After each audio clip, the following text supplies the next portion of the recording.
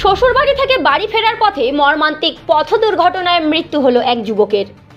ঘটনাটি ঘটেছে উত্তর দিনাজপুর জেলার চোপড়া ব্লকের কালাগজ সংলগ্ন সলসলিয়া ৩১ নম্বর জাতীয় সড়কে। ঘটনাস্থলে মৃত্যু হয় এক বাইক আরোহীর। পরিবার সূত্রে জানা গিয়েছে, সদ্য ১ মাস আগে বিবাহ বন্ধনে আবদ্ধ হয়েছে ২২ বছর বয়সী মোহাম্মদ সেমিম নামে ওই যুবক। গত দুদিন আগে শ্বশুরবাড়িতে গিয়েছিলেন। ১ জুন শনিবার বাড়ি ফেরার পথে কালাগজ এলাকার সলসলিয়া ব্রিজের সামনে থেকে ভুল পথে আসা ১০ চাকার লরির সাথে মুখোমুখি সংঘর্ষ হয় ওই বাইক আরোহীর। ঘটনাস্থলেই মৃত্যু হয় ওই যুবকের।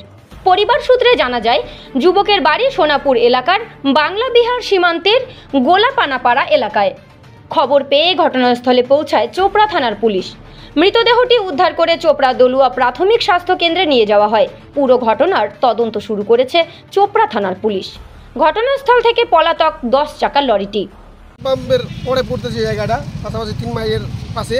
তো আমি বাইক নিয়ে আসতেছি কাজে যাওয়ার জন্য, ঠিক আছে।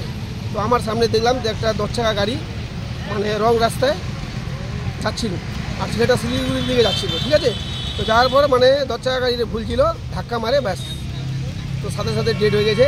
গাড়িটাকে ধরার জন্য চেষ্টা করা হলো, কিন্তু গাড়ি পেট্রোল পাম্পের ওখানে ঢুকছে। আমি এদিকে পেশেন্টের কাছে আসছিলাম, জানি না যে পেশেন্ট কোথাকার।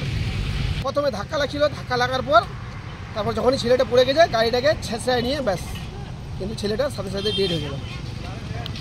কোথাকার না সেটা এখনও জানা যায়নি। পুলিশকে ফোন করা হলো, চোপড়া থানা আইসিকে।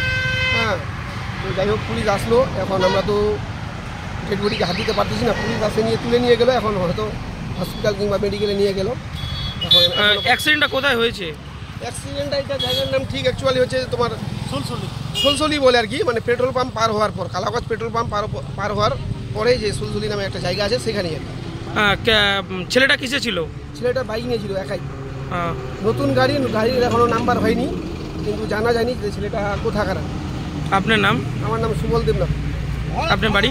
আমার বাড়ি হচ্ছে চোপড়া থানা, গ্রামের নাম হচ্ছে Khunia. Bureau report, live news.